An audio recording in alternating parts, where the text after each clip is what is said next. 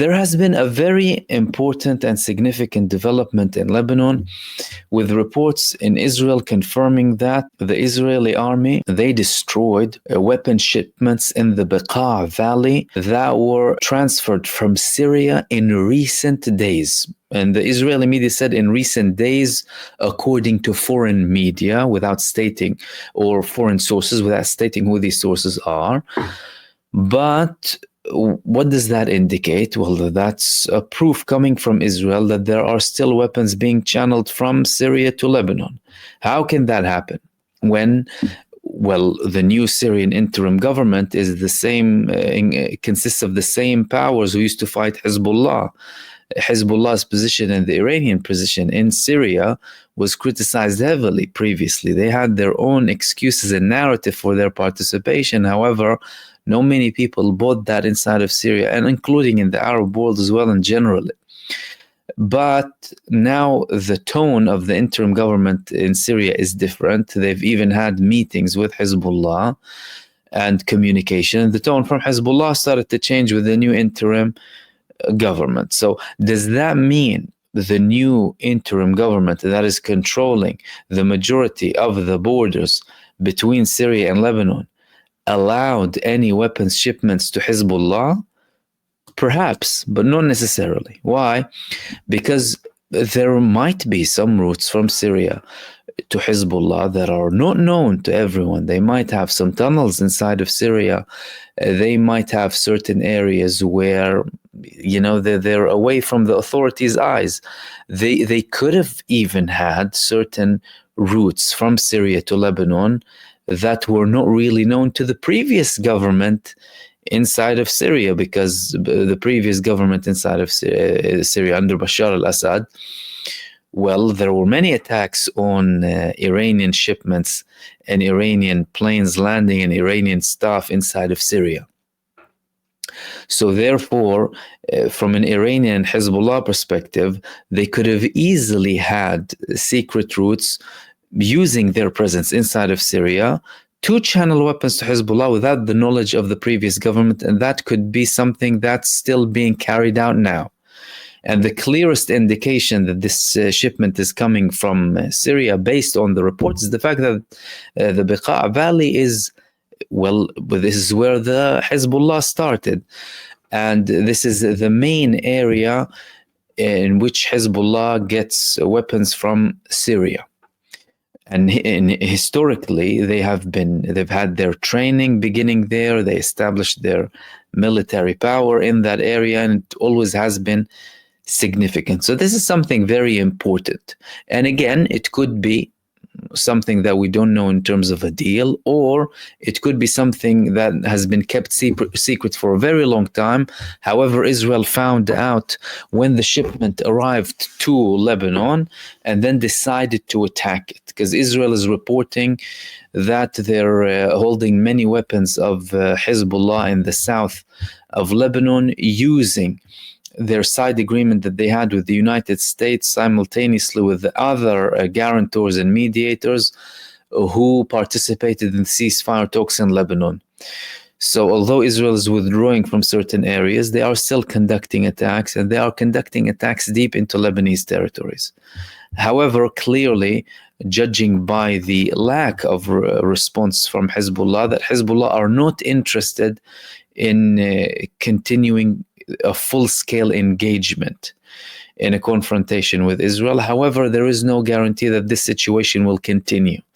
Hezbollah did target Israel once, just over a week ago, to somewhat send them a message that we are still able to respond, we have our power, and don't continue to attack too much. However, that did not deter Israel clearly, and this attack in the Beqa Valley against this shipment that, according to these reports, came from Syria, is a clear indication that Israel is still attacking heavily inside of Lebanon, although not to the level that they've had before, when you had hundreds of people being martyred every single day in Lebanon. Which leads me to the next point that I wanted to talk to you about. Now, I've been mentioning the tensions between Syria and between Turkey and Israel, especially due to the increased power of Turkey in Syria. They have been supporting the Syrian revolution for a very long time. They support the armed opposition, and they had a lot of Syrian refugees. Many of them are coming back to Syria now after the collapse of al-Assad, and they're clearly having lots of plans, strategic plans, financial plans, and economic and military plans inside of Syria, side by side with the interim government of Syria. That puts them at odds with Israel, and Israel is increasingly warning more and more from a potential clash between them and Turkey. So there was this article here in one of the Israeli newspapers, Ma'arif, that said Turkey and Israel are on the verge of a head-on collision, saying after the fall of the Assad regime, Turkey plans to expand the influence in Syria through massive transportation projects. The move could lead to a clash with Israeli interests in the region and the formation of two competing coalitions. Well, the two competing coalitions are already there when it comes to Syria, but the coalitions that Israel is talking about are the energy coalitions, primarily between Israel and Greece. On the other hand, Turkey, Israel, Greece, and a couple of other countries, Cyprus, and on the other hand, Turkey, Syria, Lebanon, and Libya.